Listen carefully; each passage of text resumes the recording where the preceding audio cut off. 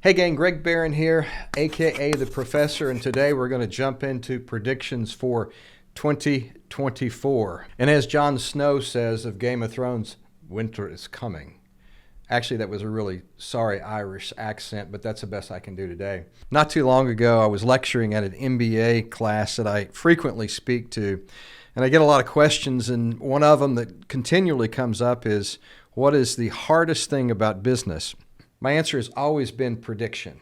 I'm always having to take current information, historical trends, and then try to distill it down to make predictions to be able to run my business in the future. So as we close out 2023 and enter 24, so many of us are trying to determine just what will we do.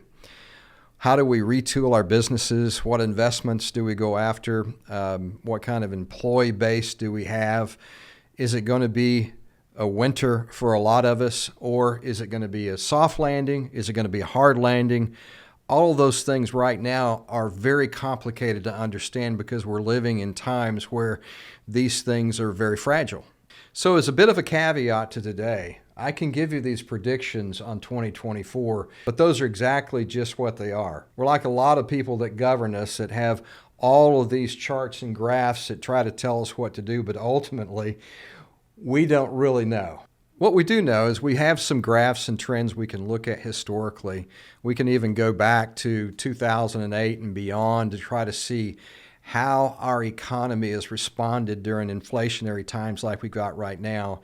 But ultimately, we just don't know. But I just want to center on four things today: interest rates, housing, inflation, and rent. Those seem to be four of the most salient things that everybody has conversation about around the coffee pot. So let's jump in with the hardest one, interest rates. As you all know, the Feds have raised rates 11 times in the last year, which in some cases has had a crushing blow on a lot of the economy, especially in those industries that are rate sensitive. Even a 25 basis point raise in the interest rate could have significant impacts on the real estate investment industry, as we've seen. As you all know, interest rates have doubled in the last year, and when you force those kind of rate increases on our industry, especially land developers, those with commercial assets, multifamily assets, and even those that are more secure, you're going to have to rework your financial model to determine just where am I going to end up in 2024. So you can see from the Fed graph, the Fed funds rate has jumped from near zero in 2020, and today we're still at 5.33.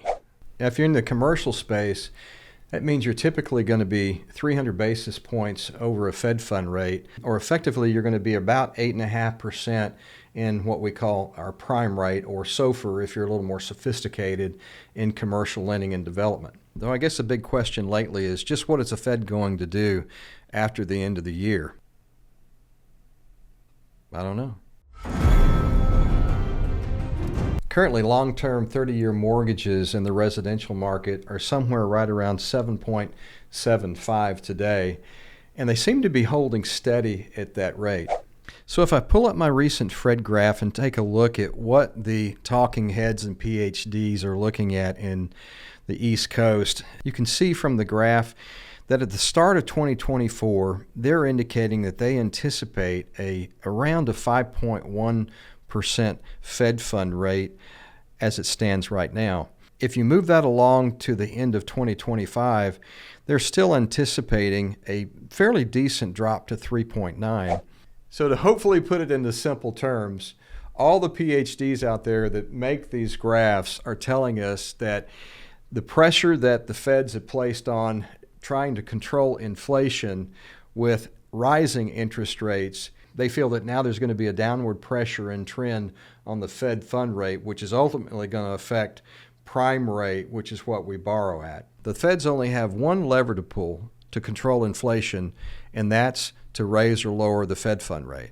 So I'll get into inflation in just a second, but as we all know, their target rate, which everybody has talked about now for a year, is 2%. We're currently a little over 3%. So the question is, what are they going to do to get it to 2% in 2024? And can they? Personally, I don't think they can. I think we're going to be doing some head fakes at 3% for quite a while. I do feel that the Fed will make some small, minimal changes to their Fed fund rate, maybe as many as 3 to 4, but there's going to be a lot of resistance to lower it too much because, again, they're trying to shove inflation down to 2%. And personally, I think 3% is about as much as they're going to get to in 2024. So here's my prediction.